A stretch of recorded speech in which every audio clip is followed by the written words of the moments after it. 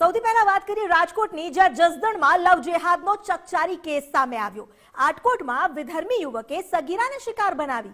વિધર્મી યુવકે લગ્નની લાલચ આપીને દુષ્કર્મ આચર્યું। આટકોટમાં સરફરાઝ ભટ્ટીના સામે ગુનો નોંધવામાં આવ્યો છે। સગીરાને બ્લેકમેલ પણ કરતો હોવાનો વિધર્મી યુવક પર આરોપ લાગ્યો છે। બંને સોશિયલ મીડિયા થકી સંપર્કમાં આવ્યા હોવાનો ખુલાસો થયો।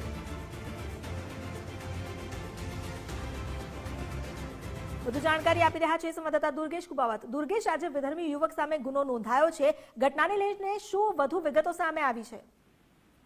જી અમિતા, જસદણના આટકોટ પોલીસ સ્ટેશનમાં ગત રાત્રિના રોજ એક ગુનો દાખલ થયો હતો। એ દુષ્કર્મનો મામલો હતો, પરંતુ સાથે સાથે વિધર્મી દ્વારા આ દુષ્કર્મ આચરવામાં આવ્યું હતું। લવ જહાદનો મામલો સામે આવ્યો હતો। આટકોટના સાણસલી ગામનો આ બનાવ છે, જ્યાં એક યુવતીને સોશિયલ મીડિયાના મારફતે આ વિધર્મી યુવકે પોતાના પ્રેમજાળમાં ફસાવી હતી। ત્યારબાદ લગ્નની લાલચ આપી અને ત્યારબાદ એને યુવતી ઉપર અનેક વખત દુષ્કર્મ આચર્યું હતું।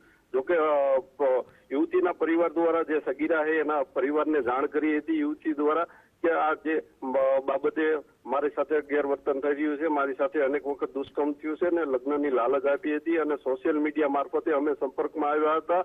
અલગ અલગ જગ્યાએ જઈને મારા પર દુષ્કર્મ આચર્યું હતું।